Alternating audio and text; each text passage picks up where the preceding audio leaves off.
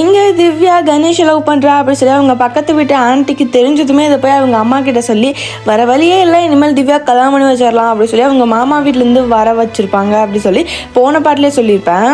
திவ்யாவுமே அவங்க வந்துட்டு போனதும் பயங்கரமாக சண்டை போடுறா. பட் அவங்க அம்மா வந்து நீ அவனை கல்யாணம் பண்ணிக்கணும் அப்படின்னா நான் மறந்து குடிச்சு செத்துறேன், நீ அதுக்கப்புறம் கல்யாணம் பண்ணிக்கோ அப்படி சொல்லிட்டு போயிடுறாங்க.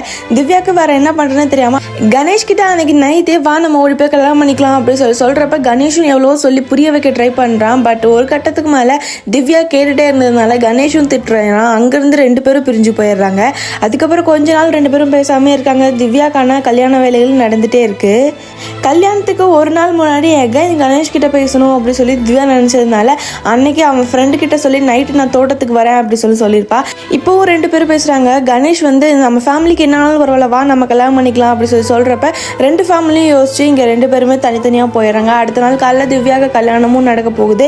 கணேஷ் நமக்கு திவ்யா இனி விட்டா கிடைக்க மாட்டா அப்படி சொல்லி யோசிச்சுட்டு திவ்யா கிட்ட போய் பேசலாம்னு நினைக்கிறப்ப அவங்க மாமா அடிச்ச அடியாள்கள் எல்லாமே கணேஷை பயங்கரமா அடிச்சு மண்டபத்துக்குள்ளேயே வரவிடாம பண்ணிடுறாங்க. வெளியே என்ன நடக்குதுன்னே தெரியாது திவ்யா. கணேஷ் தான் நம்மளை பார்க்க வரல அப்படி சொல்லி நினைச்சிட்டு அவங்க மாமாவே கல்யாணமும் பண்ணிக்கிறா.